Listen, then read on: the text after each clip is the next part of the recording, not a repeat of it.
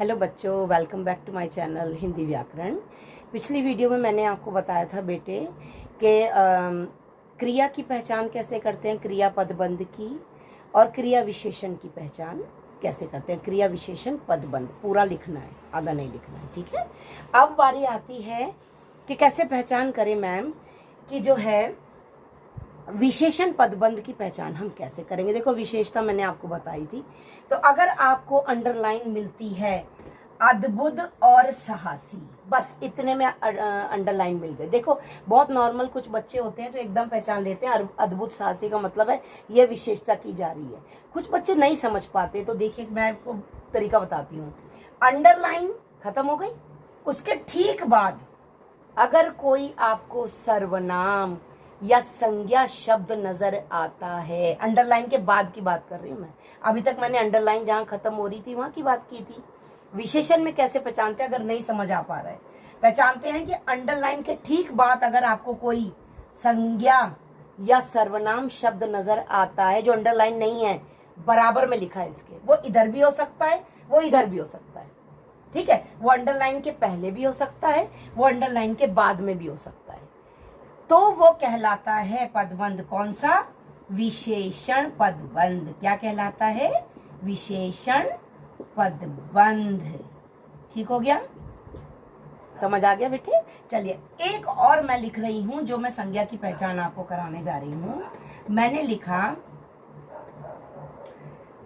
कि लकड़ी से बनी अलमारी से पुस्तक ले आओ। ठीक है, ये वाक्य है। अब मैंने अंडरलाइन कर दिया लकड़ी से बनी अलमारी। एंड कहां हो गया? एंड कहां हुआ? मेरे अंडरलाइन का एंड कहां हुआ? अलमारी में। तो अलमारी क्या है? अलमारी संज्ञा है। अलमारी तो बहुत सारी अलमारी होती है, जातिवाचक संज्ञा है। लकड़ी की अलमारी, कांच की शेल्फ होती है, तरह तरह की अलमारियां होती है। तो बेटे ये अलमारी क्या है? ये संज्ञा है। कौन सी? जातिवाचक। तो तुरंत पहचान लो ये कौन सा वाक्य है, कौन सा पदबंध है। जल्दी बताइए, वाक्य नहीं पदबंध। कौन सा पदबंध है ये है संज्ञा पदबंध। ठीक हो गया। और अगर ठीक है, ये अलमारी पे अंडरलाइन न करके, ठीक है, अलमारियां दोबारा लिख देते हैं, मिट गया। मैं खाली अंडरलाइन करती लकड़ी से बनी, मैंने अंडरलाइन कर दिया लकड़ी से बनी। ठीक है, अब मैंने आपको कैसे पहचान बताई थी अभी विशेषण की, जस्ट अभी।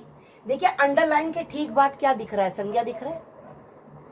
अंडरलाइन हो गई खत्म, बनी में कुछ समझ नहीं आ रहा, क्या करे क्या करे, है ना।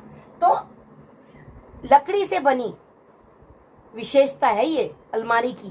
किससे बनी हुई है? वो लकड़ी से बनी। तो अगर मैं इसको अलमारी को अंडरलाइन नहीं कर रही, ठीक है, खाली बनी तक मैंने यहां तक लकड़ी से बनी तक कर दिया और बराबर में संज्ञा या सर्वनाम दिख रहा है, तो ये कौन सा पदबंध हो जाएगा? तुरंत ये हो जाएगा विशेषण पदबंध। और अगर यहां अंडरलाइन ना करके मैंने किया ले आओ, ले आओ, आओ, आ में ना लगाओ, आना, ये क्या बन गया? क्रिया। आ में मैंने ना लगाया, बन गया क्रिया। क्या बन गया? क्रिया, है ना। तो लास्ट में भी है, वाक्य के एंड में, तो ये कौन सा पदबंध बन गया? ये बन गया क्रिया पदबंध। Now clear? All clear? संज्ञा आपको समझ आ गया, सर्वनाम समझ आ गया। संज्ञा क्या होता है? लास्ट में अगर लाइन जो है अंडरलाइन वो संज्ञा शब्द पे खत्म हो रही है तो वो संज्ञा पदबंध। लास्ट में अंडरलाइन सर्वनाम शब्द पे खत्म हो रही है तो वो सर्वनाम। इजी दिखते हैं दोनों। देखने वाली चीज क्या है? विशेषण। विशेषण में क्या, अगर नहीं समझ में आ रहा तो देख लो कि अंडरलाइन के आगे या अंडरलाइन से पहले कोई संज्ञा या सर्वनाम शब्द तो नहीं है, और अगर है तो वो ब्लाइंडली लिख दो कि वो विशेषण पदबंध है। ठीक है। और क्रिया बहुत आसान है, लास्ट में होती है। लास्ट वाले वर्ड में नाम धातु लगा के देख लो। नाम धातु लगाकर देखा तो क्या बन गया? ना, आना। है ना। लगाते ही समझ जाओ ये कौन सा पदबंध है, क्रिया पदबंध है। और क्रिया विशेषण की कैसे मैंने पहचान बताई कि सेम 2 वर्ड्स रिपीट होते हैं, धीरे धीरे, तेज तेज, वो क्रिया की विशेषता बताते हैं, तो वो क्या कहलाते हैं, क्रिया विशेषण पदबंध। सारे क्लियर हो गए। अगर कोई प्रश्न है, कुछ दोबारा समझना चाहते हैं, तो प्लीज़ मुझे कमेंट करके कमेंट सेक्शन में पूछ लीजिए बेटे। मैं आपके सवालों का जवाब अपनी वीडियो के थ्रू ज़रूर दूँगी। Thank you.